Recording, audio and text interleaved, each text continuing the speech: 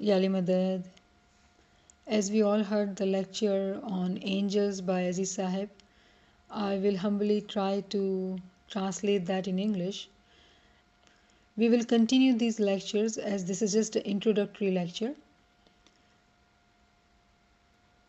So let us start by talking about angels in general first, and then we will talk about archangels. First of all, it is important to understand the unique attribution of angels, that is to do constant ibadat, bandagi and tasbihat. They don't have free will. They are obedient to the command of Allah. When we use the word bandagi for them, the word bandagi is derived from being a slave to your master and you're bound by his command. Similar word is used for a mu'min and for angels, meaning that they are bound by the command of Allah to do ibadat and bandagi. We've also heard that humans have two types of energy. One is positive energy and the other is negative energy. In similar context, we have heard that humans have two angels. The angel on the right shoulder writes down the good deeds done by that person, whereas the angel on the left shoulder writes down the bad deeds or sin committed by that person. Now, the positive energy makes us do right things and refrain from doing bad or wrong. It's like having your own consciousness which guides you. Whereas the negative energy keeps you in doubt, in fear, distracted and diverted to be able to walk on the right path. In Quran, interestingly, there are two terms being used. Insi and Jinni Satan. Insi being human, Jinni being the invisible being. So the example would be for Insi Satan can be, let's say that you are in Jamaat Khana and here comes a lady who is very nice, very caring, regular in attendance of Jamaat Khana, very sweet lady, comes to you and starts talking about a third person. And you listen to it, all the backbiting or gossiping about the third person. Now, whenever you see that third person, all those thoughts come to your mind and you keep committing sins. So that lady played the role of Insi Satan at that time when you were in Jamaat Khana with her. Though very nice lady, but she played the role of a Insi Satan. So human around you can take the role of Satan, make you commit sins if you are not conscious of it. Now let us take the example of Jinni Satan. You are busy in your work, minding your own business, and you just from nowhere have a thought about somebody. Again, you are not being conscious, so you keep thinking about that thought and you end up having chain of bad thoughts, ill thoughts about that person. Again, you were not conscious of the Jinni Satan whispering the bad thought in your mind, in your ears, to lead you to commit sins. Now we've also heard of an angel coming at the time of our death. What happens that an angel comes at the time of death showing us all our deeds, good and bad. An angel comes and shows all the good and bad deeds we have done from our childhood to our deathbed. It's like watching a Nurani movie of yourself where you are the star of that movie and all your deeds are being shown to you. Now our Hudud-e-Deen have talked about 4 different worlds, And those worlds are Alam-e-Nasut, Alam-e-Malkut, Alam-e-Jabarut, and Alam-e-Lahut. In English, it would be the world of humans, the world of angels, the world of archangels, and the world of oneness. So let's talk about the world of angels. There is a whole world of angels who follow the command of Allah. They are obedient to Allah and they carry out the tasks assigned to them by Allah. Now, our topic of this lecture is to focus on archangels, which is the third world, which is closest to Allah, the oneness. Now, we are very well aware of the four archangels, namely Jibrail, Mikail, Israel, and Israfil, who are also known as Gabriel, Michael, Israel, and Raphael. To understand their functions, we can take example of our beloved Prophet Muhammad Mustafa sallallahu alaihi wasallam. Let us recite the salawat. Allahumma salli ala Muhammadin wa ali Muhammad. We all know that he used to go to cave Hira to do ibadat and bandagi. One day he sees a being appearing in front of him, and we all know that he was Gabriel. Then he listens to him, saying to him, "Read." And he replies back to him, "I don't know how to read."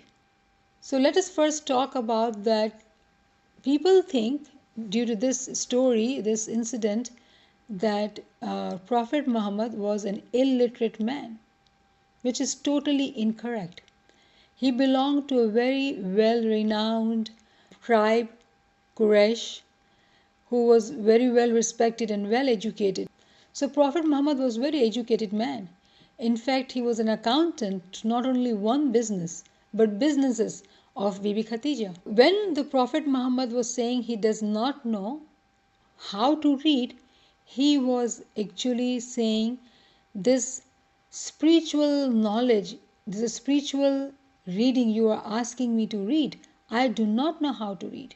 So what we are saying, that the Prophet Muhammad, when he was doing his bandagi with his Ism-e-Azam, during his spiritual journey, a time came in when he activated Gabriel in him. He saw him, he listened to him, and he was able to talk to him, to say that he does not know how to read. When he said that, what he did, he activated Michael in him. Now, we all know the role of Michael is to give us sustenance, provision. And here the sustenance we are talking about is spiritual, as Gabriel wanted him to read. And Prophet said, I do not know how to read. It was not a worldly language he was asking him to read. It was all ilme laduni, knowledge which is being revealed to him in his heart. And he did not know how to understand or read that. By doing that, by saying that, by realizing that he could not, he activated Michael.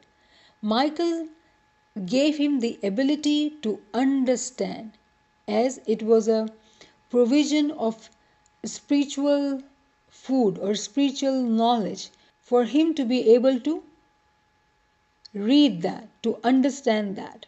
Now the Michael says to him that if you want to read this spiritual knowledge, you want to understand this spiritual knowledge, you will have to die. Now, we are not talking about physical death.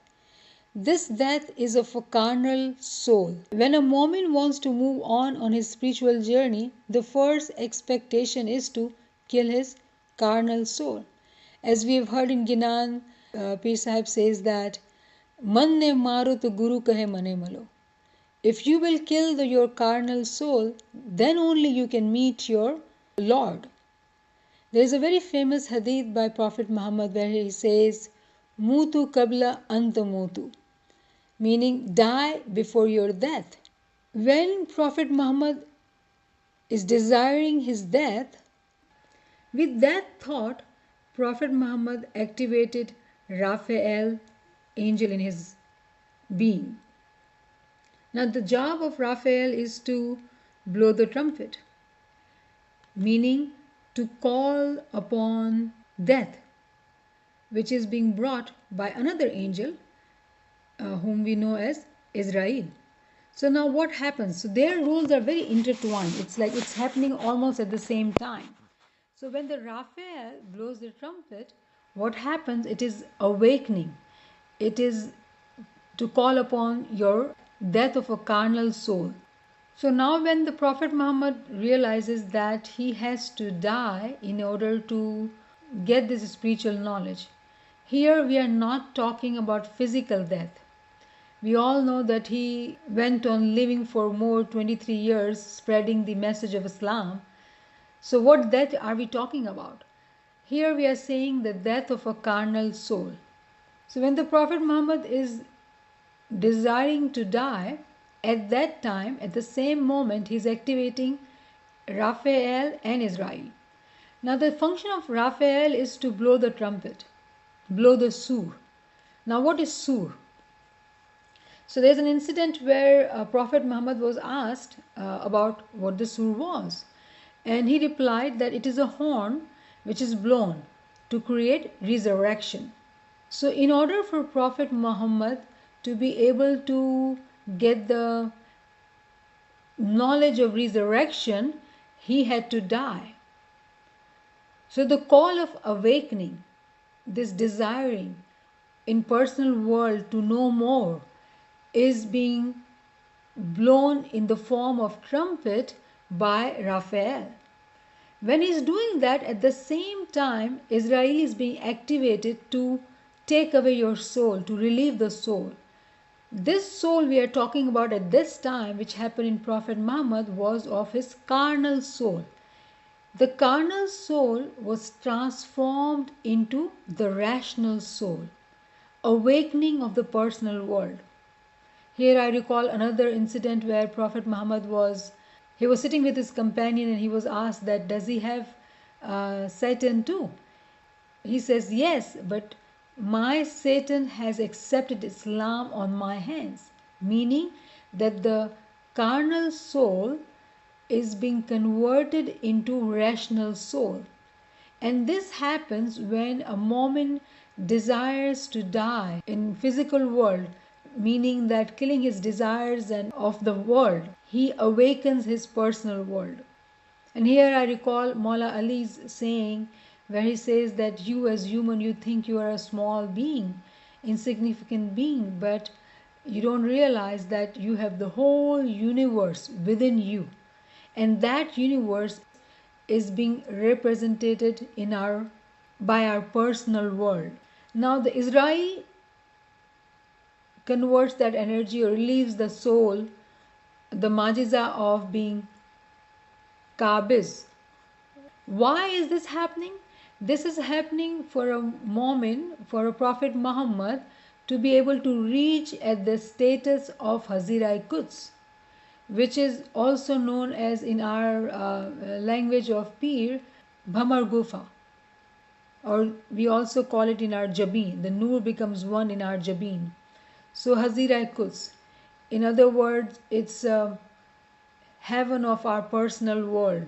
So this was briefly the role of these four archangels, and we have tried to understand this by the example of our beloved Prophet Muhammad Salawatullah alayhi.